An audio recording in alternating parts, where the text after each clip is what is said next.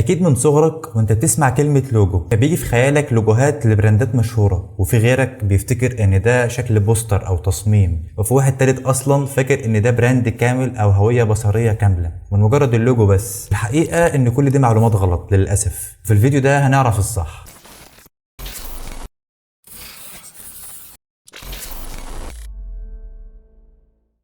السلام عليكم ورحمة الله واهلا بكم من جديد. معاكم كمال وحيد، ودي الحلقة السادسة من كورس البراندنج للمصممين من اول البريف لبراند نضيف. لو دي اول مرة تتفرج على الكورس فخلينا اشرح لك سريعا ايه اللي تم في الفيديوهات اللي فاتت. فهمنا يعني ايه براندنج وبيبدأ منين، وشرحنا انواع البراند، ودخلنا في البراند استراتيجي وشرحناها بالتفصيل وطبقناها عملي، وفهمنا ازاي تدخل اول ميتنج مع العميل وازاي نحول اللي فهمناه في الميتنج ده لقرارات تصميمية. ودلوقتي دخلنا في سلسلة مكونات الهوية البصرية اللي شرحناها برضو في الفيديو اللي فات سريعا كده على الماشي، ولكن هنتعمق من اول الفيديو ده. كل مكون هنشرحه لوحده، واول مكون هنبدا بيه النهارده هو اللوجو. في فيديو النهارده هتعرف يعني ايه لوجو وانواعه وامتى تستخدم كل نوع، وهنطبق عملي على براند حقيقي وازاي تتعامل مع اللوجو كمصمم. فمن غير ما اضيع وقتك حضر القهوه بتاعتك ويلا بينا نشوف موضوع الفيديو. طيب اول حاجه يعني ايه لوجو، وهنا نقف شويه نشرحه بشكل بسيط لان دايما بنلاقي جدل حوالين اللوجو. اللوجو بكل بساطه هو رمز بصري بيمثل البراند، مش بيعبر عن كل حاجه فيه، ولكنه اول نقطه اتصال بصريه ما بين البراند وبين الجمهور. فاللوجو لوحده مش كفايه انه يعبر عن البيزنس بتاعك، لانه عباره عن ايكون مختصره قدر الامكان بحدود معينه. يعني ما ينفعش تضيف كل الالوان ولا التفاصيل ولا الباترن ولا الحاجات دي كلها بتاعت الهويه في قلب اللوجو. عشان كده بنعمل حاجه اسمها فيجوال ايدنتيتي او هويه بصريه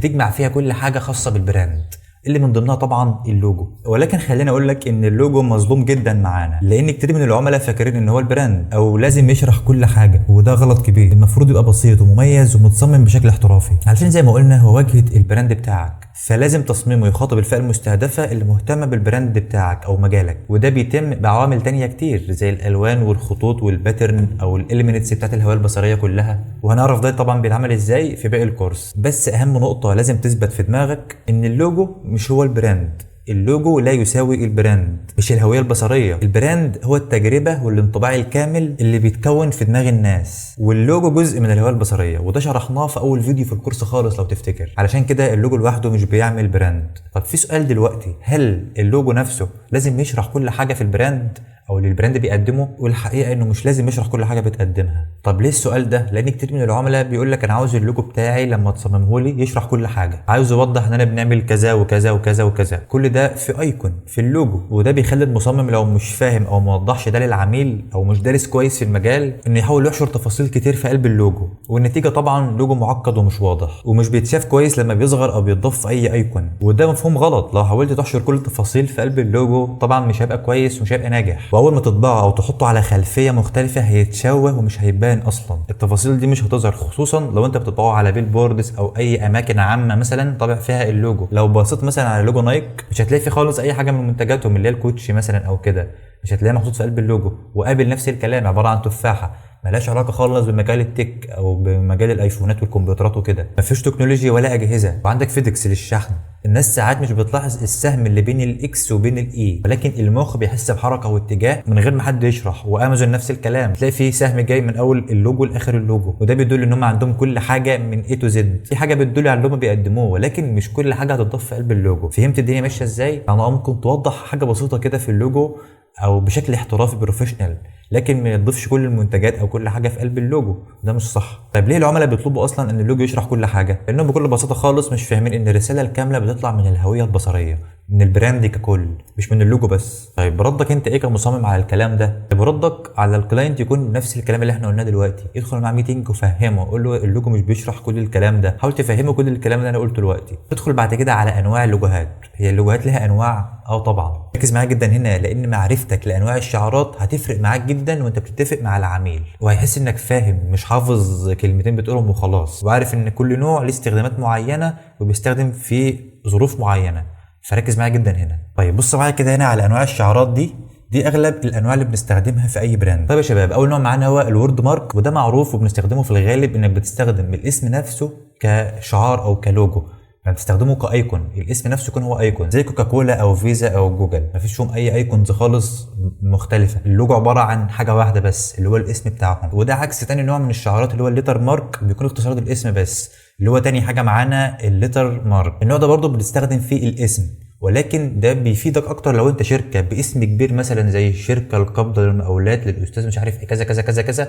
لا احنا مش هنعمل ده كله، هنختار اول حرف من كل اسم مثلا ونضيفه. زي برضو الامثله اللي قدامك دي اي بي ام او ناسا او غيره من الشعارات اللي شبه دي. يعني مثلا عندك شعار ناسا ده اختصار لجمله كبيره، ولكن هم مختصرينها في كلمه ناسا، واخدين اول حرف من كل كلمه وعملوها لوجو. وده بيتم معانا في شركات المقاولات او شركات الريل استيت، الحاجات شبه دي كده بنستخدم فيها احيانا اللوجات اللي بالطريقه دي اللي هي الليتر مارك. تالت نوع بنستخدمه برضو كتير هو الابستراكت مارك، وموضح لك جنب كل نوع الامثله بتاعته بلوجوهات معروفه علشان تفهم قصدي اكتر. الابستراكت مارك ده علامه او ايكون معينه بنستخدمها عشان نوصل بيها احساس او تعبير عن مفهوم معين، ومميز بانه مختصر ومفيد وبيتعبر بيه عن كل حاجه. يعني انت عندك لوجو بيبسي ده، انت اول ما بتشوفه كده خلاص بتعرف ان ده لبيبسي، ونايك نفس الكلام، اديداس نفس الكلام. طيب هل كل شعار من دول النايك او اديداس او بيبسي هل مثلا بيشرحوا اللي هم بيقدموه؟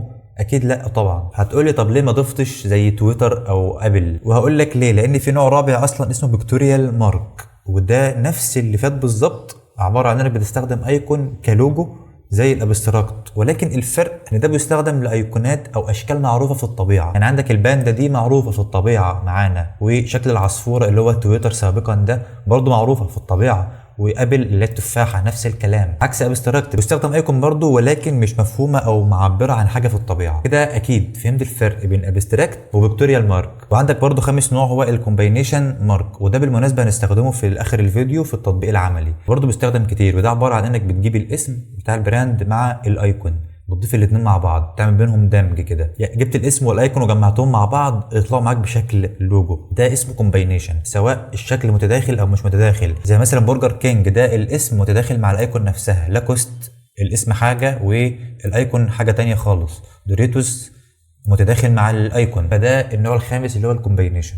عندك سادس نوع معانا هو الماسكوت لوجو، وبرضه اكيد كل لوجو شارح نفسه، عباره عن انك بتستخدم كاركتر معين في اللوجو زي كنتاكي مثلا. في الغالب بنستخدمه لما بيكون البراند ليه ستوري او قصه معبره مرتبطه بالشخص نفسه. يعني الراجل اللي على الكي اف سي ده راجل حقيقي اصلا، فبنستخدم النوع ده لما يكون البراند فيه قصه او ستوري واضحه سواء لشخص او حيوان او غيره. وفي برضه بتبقى لوجوهات تانية للحيوانات او كده بيستخدموا شكل الحيوان نفسه، يعني مش شرط بني ادم، انا اقصد ان الحاجه نفسها تتعمل هي اللوجو. طب نيجي لسابع او ثامن نوع معانا تقريبا اللي هو الامبلم لوجو. وزي ما شايف اللوجوهات دي بيستخدم لما هتصمم لوجو لجامعه او فريق كوره او نادي، حاجه فيها رابطه او فريق كبير كده بتعمل لهم لوجو معين، او على شكل ستامب او اختام وحاجات من دي زي ستاربكس مثلا. لو تلاحظ هتلاقي كلهم على شكل ختم، وده بيدل على ان اللوجو ده نفسه وراه ناس كتير او وراه فريق كبير جدا شغال في المكان ده، اللوجو متصمم علشانهم مش على حاجه واحده بس. طيب يا شباب دي كده اشهر الانواع اللي بنشتغل بيها على البراندات او على اللوجوهات. ندخل بقى على التقيل ونبدا نشرح عملي ازاي بنصمم اللوجو، وازاي بنختار الخطوط، ازاي بنعمل مود بورد، بنشتغل على اللوجو ازاي من الاول اصلا من الصفر خالص. طيب اللوجو اللي معانا البراند كلاسيكس، وانا شرحته قبل كده في فيديو الميتنج، قلت لك البريف بتاعه ان ده كان اسمه مركز فني الاحتراف للصيانه، وده اللوجو بتاعه، ولكن احنا عملنا له ريبراندنج. المجال ده زي توكيل كده بيصلح السيارات الكلاسيكيه القديمه، بيتارجت الناس اللي هم في سن ال 40 سنه وفوق كده، يعني مش شباب او مش حاجه ترندي او الجو ده، حاجه بسيطه هاديه. فمن كلام الكلاينت ان هو كان عاوز ان اللوجو يشرح اللي هم بيقدموه، ولكن برضه دخلنا في نفس المعضله ان مش لازم اللوجو يشرح كل حاجه. فهمت ده من كلامه لما لقيت اللوجو القديم ده في شكل مفكات او مفاتيح او الميكانيزمات والحاجات دي كده، فهمت بالظبط هو دماغه فيها ايه اصلا من قبل ما يتكلم. ولكن بعد اقناع وبعد ما دخلت على ميتنج واتنين وشرحت له الوضع ماشي ازاي، قال لي خلاص اشتغل. هو سلم نفسه خالص، قال لي خلاص اشتغل وهنشوف الشغل يطلع معاك عامل ازاي. وبالفعل بدأنا ان احنا اول حاجه نعملها خالص اصلا في البراند ده، هو بيزنس موجود في السوق وعايزين نعمل له ريبراندنج مع تغيير الاسم. العميل اقترح عليا ان احنا نخلي الشعار شكله كلاسيكي زي الاسم، وفي نفس الوقت هو عايزه مودرن او عاوز يخاطب يعني يبقى مواكب مع السوق اللي ماشي دلوقتي. فاحنا اخترنا ان الاسم نسيبه زي ما هو كاسم عادي كلاسيكس، وده بيدل على السيارات نفسها اللي هي السيارات اللي بيشتغل عليها، والايدنتيتي نفسها هنطلعها بشكل مودرن. اول حاجه خلاص عملتها دخلت على بنترست اشوف شكل السيارات القديمه الكلاسيكيه، ولكن برضه هو كان مساعدني بصراحه لانه كان باعت لي البرزنتيشن ده في اعمالهم كلها تمام. شكل السيارات القديمه زي ما انت شايف كده، لو تلاحظ هتلاقي فيهم حاجه مشتركه هقول لك عليها دلوقتي برضه، وده الشغل بتاعهم ان هو بيطلعوه، بياخدوا السياره قديمه خالص معدومه ويصلحوها زي ما انت شايف كده. ودخلت برضو على بنترست، عملت انسبيريشن او تغذيه بصريه علشان اشوف اشكال اللوجوهات عامله ازاي، وكل اللي موجود مثلا عن شكل السيارات، لوجوهات لماركات للسيارات او كده، لكن مش لاقي لوجوهات مناسبه لنفس المجال بتاعهم. بعد ما عملت تغذيه بصريه اكتشفت ان السيارات كلها اللي هو بيشتغل عليها او ان المركز ده بيشتغل عليه في نفس الشبكه اللي قدام دي، اللي هي التهويه بتاعه الموتور او التكييف تقريبا، تمام، في نفس الشبكه دي في كل السيارات اللي بيشتغل عليها، باشكال مختلفه طبعا ولكن اغلبهم بيكون نفس ده كده. فاحنا دلوقتي كده اشتغلنا على اول حاجه اللي هي الفكره، الايديا اللي هنشتغل عليها لباقي الهويه. انا مرحله عملتها، دخلت على مواقع الخطوط واشهرهم طبعا جوجل فونتس، عليه كل الخطوط اللي انت محتاجها، وقلت ادور على خطوط مناسبه للمجال بتاعنا لحد ما طلعت الخطوط دي كلها خطوط اعتقد ان هي مناسبه مع المجال بتاعنا. فده اول اوبشن انا اشتغلت عليه، بعته للكلاينت طبعا واقول لك الفيدباك بتاعه دلوقتي. والفكره من اللوجو نفسه ان ده علامه حمايه، وفي نفس الوقت في الشبك بتاع اللوجو اللي قدام ده اللي هو في وش السياره مع الفونت طبعا ده. يبقى كده خلصنا اول اوبشن. تاني اوبشن حاولت اغير في الفكره شويه، برضه عملت علامه الحمايه دي ولكن معاه حرف السي اللي هو اول كلمه كلاسيكس، تمام، بفونت مختلف تماما عن اللي احنا استخدمناه في الاوبشن الاول. وانا كنت متفق مع الكلاينت على 3 اوبشن، هقدم له 3 نماذج من الشعار. فخلصوا دول وبعتهم له، دخلت مع ميتنج علشان اعرف التفاصيل بتاعته او الملاحظات، عشان لو في اي تعديلات او كده ابدا اطبقها في اللوجو الثالث.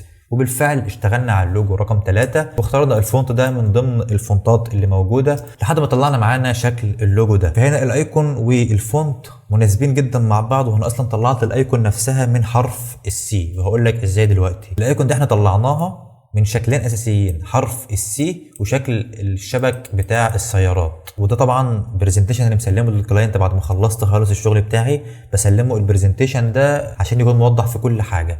فالايكون نفسها بتعبر عن التناسق والاصاله والدقه في التنفيذ، اللي هم الخطوط المناسبه، الخطوط المتساويه دي الدقه في التنفيذ. وحرفين السي عكس عكاس بيطلعوا معانا الشكل ده. انت دلوقتي كده دمجت بين حرف السي وبين شكل السياره او شكل الامامي من السياره. والرساله البصريه زي ما قلت لك اللي هي الدقه والاصاله والتناسق والهويه. والفونت كمان بنستخدمه بطرق معينه ولكن هنشرحه في الفيديو الجاي مش الفيديو ده، عشان بس تبقى ماشي معايا واحده واحده. فطلع معانا في الاخر شكل اللوجو ده. تيجي نطبق اللوجو ده مع بعض، يلا بينا. طب اول حاجه عشان نطبق شكل اللوجو ده احنا جبنا خلاص الفونت، احنا اخترناه ده على جنب هنا كده دلوقتي مش عاوزينها. هناخد حرف السي، نمسح الباقي ده كله خالص، هنعمل زوم ان كده، هنسحب دي كده لتحت، تمام، ونسحب دي لفوق علشان نقفل شكل السي ده يبقى عامل شبه الدايره كده، ونعمل سيلكت عليها ونيجي على الباث ريندر ونختار اول واحده عشان تبقى كلها شيب واحد على بعض. بعد كده هنجيب الريكتانجل ونسحب برده كده عشان نقفل الشكل ده، تمام. برضه ممكن نعمل كيرفات دي كده عشان ما تطلعش معانا بره، ونحدد الاثنين مع بعد ونيجي على الباث ريندر ونختار دي كده بقى شيب واحد معانا جاي من حرف السي. بعد كده نيجي على الريكتانجل تول ونسحب برضه كده ونخلي شكل الخط ده نخليه 3. نيجي عليها بالسهم نضغط كده واضغط على الالت هتلاقي السهم اتغير معاك. اضغط شيفت كمان مع الالت واسحب زي ما انت شايف كده، وخلي دي صغرها شويه كمان، خليها مثلا 1، تمام.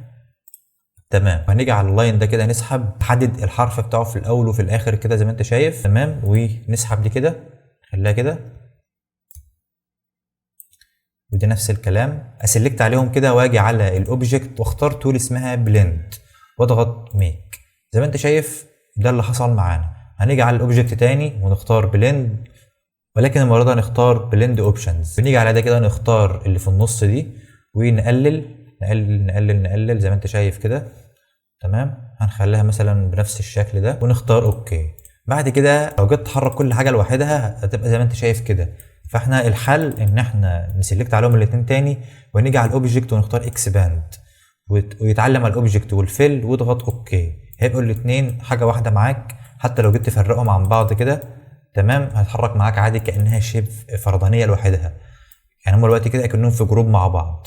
طيب هنسلكت على ده وهنسلكت على ده ونيجي على المحاذاه ونخليهم الاثنين مع بعض كده، وهتيجي على التول دي هتلاقي علامه الزائد على السهم كده، اضغط الت عشان تبقى علامه الناقص عشان تقدر تضغط كده وتحدد كده الحاجات الزياده دي، تمام، ويتشالوا معاك. لما تيجي على دي تاني وتشيلها كده هتلاقي اللوجو بقى بالطريقه اللي انت شايفها دي، تمام. خلاص ما عدناش محتاجين دي مساحه خالص، تمام. احنا كنا عاملين ده كله علشان نطلع الشكل ده، تمام. طبعا التطبيق لاكتر من طريقه، التطبيق ليه اكتر من طريقه، انا بطبق بطريقتي، في طرق تانية كتير، كل واحد له طريقته اللي بيطبق بيها. تمام.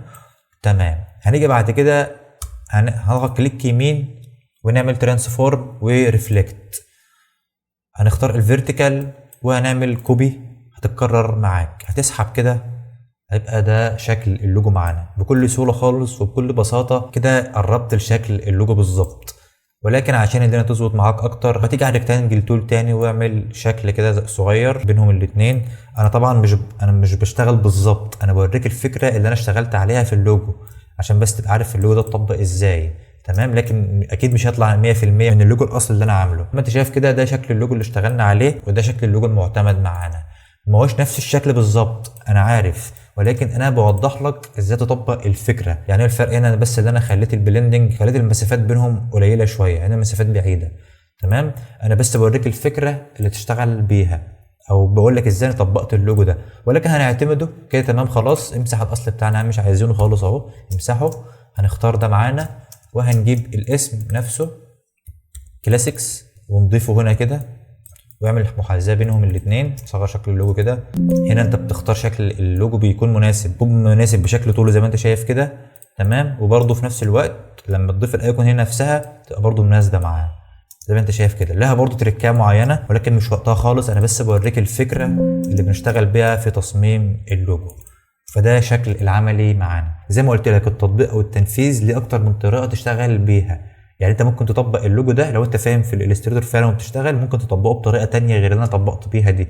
هي حاجه بسيطه خالص، التطبيق بسيط. الموضوع كله في التفكير او في العقليه اللي بتفكر بيها في تصميم البراند. وطبعا عرضت اللوجو ده على العميل واخيرا اعتمده. كمان ما بعتلوش اللوجو بالطريقه دي، طبعا ظبطت اللوجو، عملت له برزنتيشن محترم بالالوان والخطوط وازاي وليه اخترنا شكل اللوجو والكلام ده كله، وعرضته على العميل والحمد لله وافق عليه واتقبل. وبعد ما نخلص كل الكلام ده بنعرض اللوجو على العميل زي ما انت شايف كده.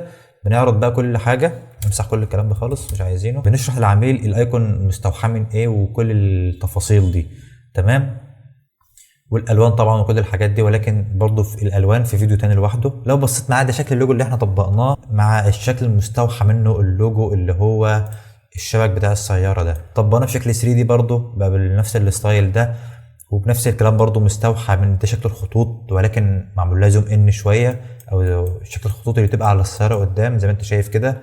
نفس الكلام برضو هنا. لو لاحظت هتلاقي ان في فعلا كيمياء كده بين الاثنين. وبتطبق الشعار على شكل ايكون او على شكل اب لو هيتعمل له ابلكيشن او كده، ولكن ده حاجه مستبعده يعني. ولكن احنا بنجرب على اكتر من شكل. احنا بس في الفيديو ده النهارده بنشرح ازاي بنستخدم اللوجو ده. الموضوع كان واضح قدامي، العميل جاي له سايب ايده خالص وقال لي اشتغل انت بدماغك، ودخلت معاه ميتنج واتنين بعرض له كل الخطوات اللي بوصل لها اول باول، وبوري له الداتا او المود بورد اللي جمعتها وبعرضها له اول باول لحد ما خلصنا البراندنج كامل. طب نرجع للفيديو بتاعنا تاني ونيجي على النقطه الاخيره في الفيديو، هو ازاي تتعامل مع اللوجو كمصمم. اول حاجه زي ما قلت لك افهم البراند قبل ما تشتغل، ما تبداش بالتصميم على طول، ابدا بالفكره اللي تاهلك تعمل هويه كامله. وخليك بسيط وفكر في كل سيناريو هيظهر فيه اللوجو، سواء صغير او كبير او مطبوع على شاشه او مطبوع على بانرز او ديجيتال. وبعد ما تخلص اي هويه بصريه عموما بنعمل حاجه اسمها جايد لاين عشان تحمي بيها اللوجو بتاعك. عرف اللي هيشتغل بعدك بعد كده ازاي اللوجو ده بنستخدمه سواء طباعه او ديجيتال. وهنعرف كمان في اخر الكورس ازاي تعمل الجايد لاين ده.